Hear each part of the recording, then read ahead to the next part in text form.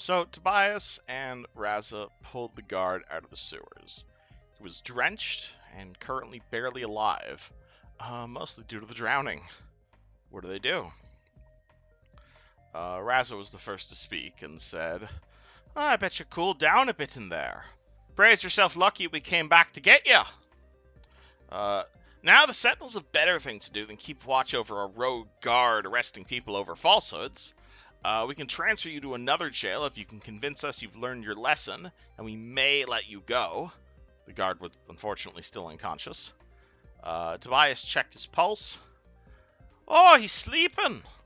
Yo, Tobias, if he's dead, we can put him back right where we found him. No one will know. We'll tell Tarek he's gone on his merry way." Razza, you wouldn't happen to know CPR, would you?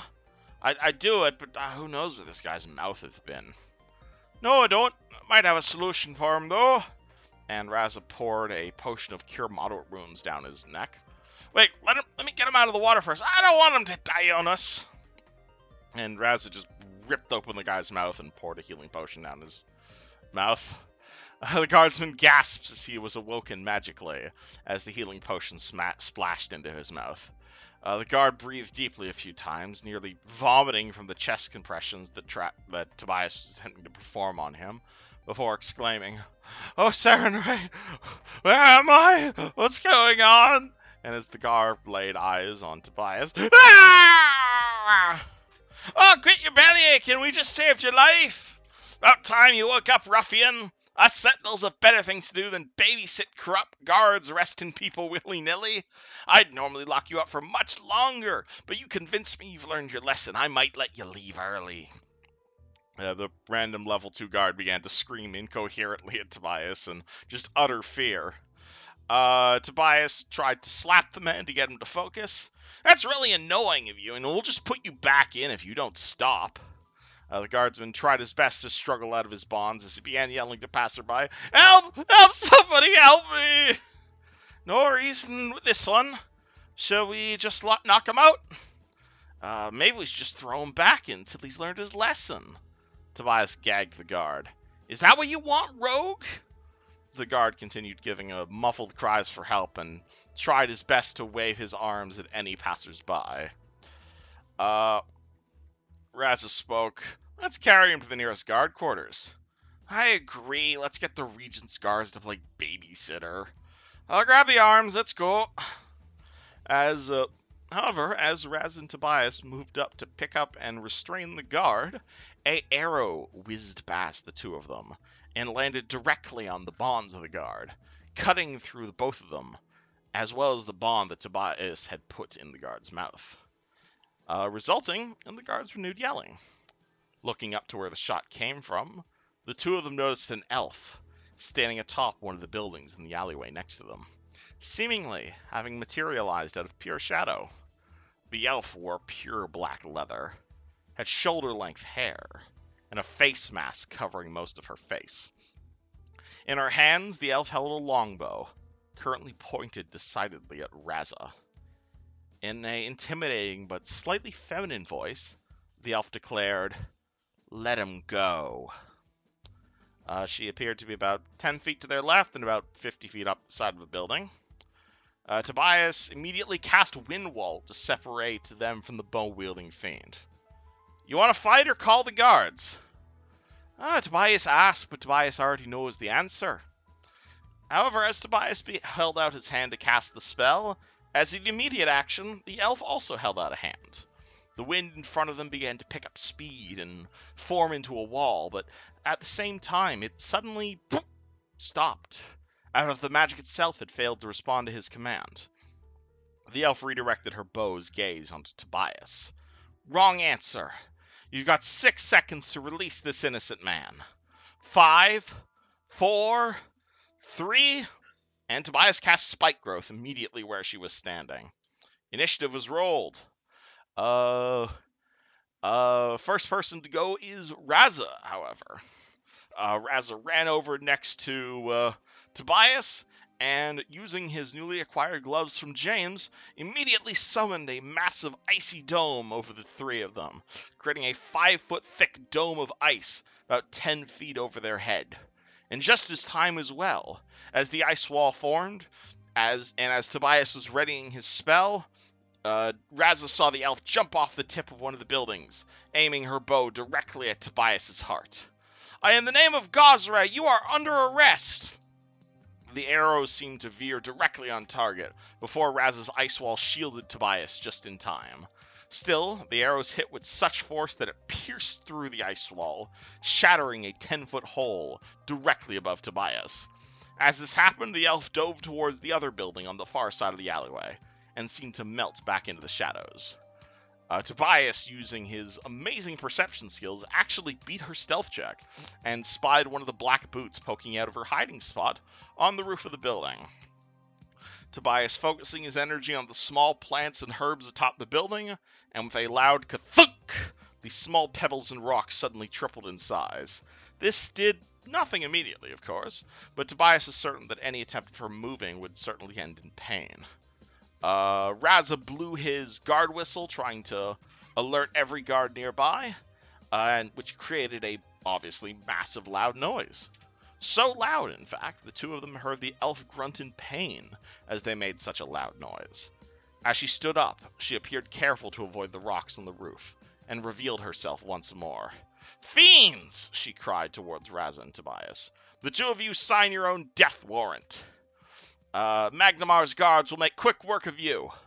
As the elf stood up, she withdrew a scroll from her pack, and rolled a natural 1 to unceremoniously drop it to the ground. "Sarenrae, damn you!" Tobias then focused his energies, casting Call Lightning, and called down a massive bolt from the sky atop the woman. She skillfully dodged the bolt. However, from the rain, Tobias was certainly able to sting her. Razza said, "I'm gonna go after her, Tobias." Razza then jumped on top of the ice dome through the hole that she blew through it. He was able to jump 12.5 feet straight up with his amazing acrobatics. However, his adversary remained a good 30 feet still up. Sensing his not ability to jump further, Razza activated his Earth Fist. Razza punched the wall next to the ice dome and deformed the building next to him, nearly collapsing it from the inside as he earthbended the stone structure in a way to remove the very stone the woman was standing on. The top 2 floors of the building next to him collapsed to the ground before the woman gave way. Yet, perhaps due to her incredible grace, the elven woman was able to use the falling spiked rocks as a balancing board, deftly avoiding the spiked stones, as well as avoiding falling prone. Still, falling a good 30 feet does hurt, as you saw blood begin to pool from her legs. She landed right next to Razza into the rubble that used to be the stone building that she was standing on. As the rubble around her cleared, Razza noticed that she was no longer holding her bow, but instead a great axe. A glint of magic appeared in her eyes as she stood up on the ice dome and scanned Razza before remarking, "Good news, lawbreaker. You're no longer under arrest." The elf swung her axe at Razza as it glowed with holy energy. Both times it hit Razza directly in the chest and stung with the light of the morning sun. Tobias then cast another Call Lightning again, and blasted them towards the elf. Again, she dodged the lightning, but the rain enhanced his power that still singed her. Rather than used his key power and punched her 4 times, all of which were stunning fists, and did 10 billion damage, and Razza just began decking the elf in the face, and nearly broke her jaw. He ripped off her mask, revealing a very angry, but also quite bloody elven face. In response, the elf took a step back out of melee, and withdrew her scroll again. However, again, I rolled a natural 1, and she dropped it. God's right, damn you to hell, she cried. "Don't you dare touch me again." "Oh, God's right, damn you, you fiend." Tobias cast another lightning bolt. The elf, called Razza, yelled, "Incinerate her, Tobias!" The elf turned down towards Tobias and opened her mouth to say something, but in doing so, she appeared to let her guard down. As the elf opened her mouth to yell, the lightning bolt came crashing down through her back, and left a giant 1.5-foot large hole through the elf's abdomen, causing her to collapse to the top of the icy dome. Noisy elf indeed. Tobias checked her pulse, but due to the large hole in her chest, he was able to figure out she was quite dead. At this point, Fred arrived on the scene from the other scene. Shit, how to explain this? She attacked us first. It's not what it looks like. Oh, yeah, she was clearly an assassin. Fred was just out of breath by the time he got to the scene. What the fuck has you guys done? Razza just gestured to the giant collapsed building next to him. Oh, nothing really. Well, about time you showed up, Fred. We almost died from this assassin. Fred looked at the body and looked at the destruction, and he sunk to his knees. Tobias then began looting the nosy elf. The elf appeared to have a bow, a great axe, a few potions, as well as a letter. Fred looked at the body and stared at Tobias in just utter disbelief. We should read that letter, shouldn't we? I can't read, though. Tobias opened the letter. As Fred said, stand here and don't do anything. I mean it. I need to get to the group. Fred then ran back towards Tarek and the others. No, Fred, wait, we need you to carry the body. Oh, we have 2 bodies to carry now. Stay the hell where you are, Fred yelled from a distance. Tobias then opened the letter he found in the body, which read, Hey, Kathy, hope you're feeling okay. Decided to hitch a ride with Fleur just to head back with you. I've given it some thought. You know what? These Order of the Scourge people, they ain't half bad. Like, criminals, they're just literal scum. Goblins even more so, but you're right, in the sense that they aren't the only chaotic people out there. So, consider this a yes to your offer. I just got some business down in Turtleback Ferry. I gotta meet my dad, Jackaroth, and tell him the good news. I also packed some potions that might help you get up and running again. Anywho, can't wait to see you again. Signed, S. As Tobias read this letter to everybody, Razza shrugged and said, Oh boy, Tobias, it seems we did a bit of an oopsie. Like, a really big oopsie. You think we ought to throw her body in the sewers and just pretend it didn't happen, oopsie?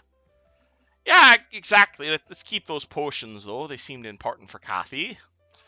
Can you catch Fred, though? I can. You deal with Fred. I'll deal with the body. Fred began running. However, in his full plate, Razza was easily able to catch up to the running knight. Yo, Fred, we need your help back there. You just got here. You can't go running off again. Razza, not now. Tobias stashed the potions in the scroll. He cut a thumb off the body in case they needed to reincarnate, and just dumped the body into the sewer. And he did so without much issue. As Fred and Razza were running, he yelled, What the hell happened back there? We got attacked by assassins. They're out for me, Fred. Remember when we talked to the dead person? He said I was the next target. There might be more back there. You need to help us out with this guard. Fred was still running. Tarek needs to hear about this. You should have told him what happened. Know about what exactly? That we killed an assassin? Why does he need to get involved? You and I are in the big leagues now, Fred. We don't need no help from a fish. Fred stopped for a second and said, I would rather have a sane fish come into this picture than the 2 of you covering this event up. Tobias then threw the guard over his shoulder and started looking for a guard post. Oh, we aren't covering anything up. I just asked that I take the lead in explaining what happened so it doesn't get too heated. As the 2 of them ran back to the inn.